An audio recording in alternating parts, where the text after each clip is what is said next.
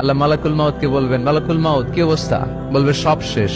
মাইয়াব্বা, কে বাকি? মালাকুল মাউত বলবে জিনেরা বাকি, যাদেরকে দেখা যায় না। আল্লাহ বলবেন জিনদেরকেও শেষ করে ফেলো, রুহু কবজ করো। মালাকুল মাউত আজরাইল জিনদের রুহু কবজ করবে। আল্লাহ এবার জিজ্ঞেস করবে, ইয়া মালাকাল মাউত আখবিরনি মাইয়াব্বা, এবার বলো আর কে বাকি? মালাকুল মাউত বলবে, আল্লাহ মানুষগুলো সব শেষ, জিনগুলাও শেষ, এবার বাকি ইবলিস শয়তান। কে বাকি?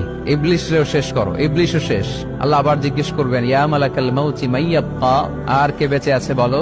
মালাকুল মাউত বলবে, আল্লাহ আপনার কথা অনুযায়ী পৃথিবীর সব মানুষের রুহু কবজ করলাম, সব জিনদের রুহু কবজ করলাম, ইবলিসের রুহু কবজ করলাম, এখন আছে শুধু ফেরেশতা। আছে কারা? যাও ফেরেশতাদের রুহু কবজ করো।